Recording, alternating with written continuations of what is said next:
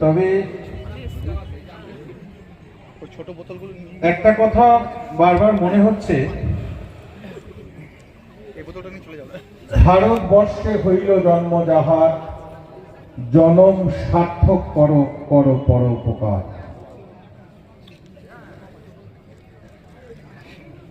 আমরা যদি আজকে আমাদের ধর্মকে রক্ষা না করতে পারি, আমরা যদি আজকে নিজেদের ঘরের মধ্যে বসে শুধু খুন্তি নাড়ি আর টিভি দেখে বড় বড় কথা বলি যে এটা কি হলো ওটা কি হলো, তাহলে আমরা আজকে শেষ। আমাদের ভারতবর্ষে জন্মগ্রহণ করার কোনো মানেই হয় না। আর যে অবস্থায় আমাদের সনাতন ধর্ম হিন্দু ধর্ম রয়েছে, সেইভাবে যদি চলতে থাকে তাহলে আমাদের দুর্দিন একদম দরজার সামনে দাঁড়িয়ে আছে। কড়া নাড়তে বাকি, কড়া নেড়েও দিয়েছে। অতএব ভক্তিমতী মা বাবারা যারা রয়েছেন তাদের কাছে আমি খুব সংক্ষেপেই বলছি, তাদের কাছে আমার করজোড়ে নিবেদন,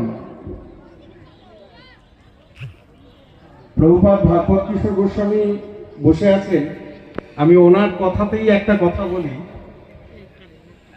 মা, আমরা এক হাতে অস্ত্র ধরবো, এক হাতে শাস্ত্র ধরবো। আমরা শাস্ত্র পড়তে জানি, আমরা অস্ত্র ধরতে জানি।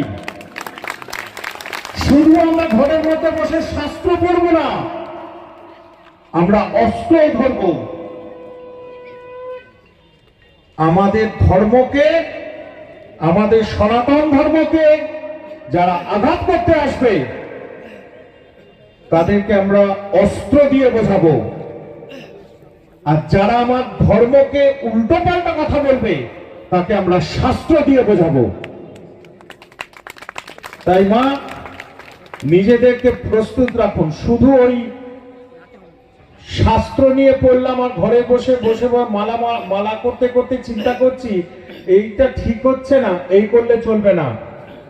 বেরোতে হবে, রক্ষা করতে হবে।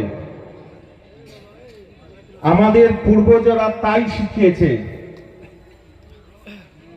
রক্ষা করতে হবে। আমাদের ভগবান তাই করে গেছেন,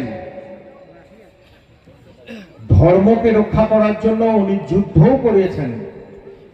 আমাদেরকে তাই করতে হবে, শাস্ত্র পড়তে হবে, অস্ত্র ধরতে হবে। এই সংক্ষিপ্ত কথা আমি এখানে বিশ্রাম দিচ্ছি। সমস্ত সাধুগুরু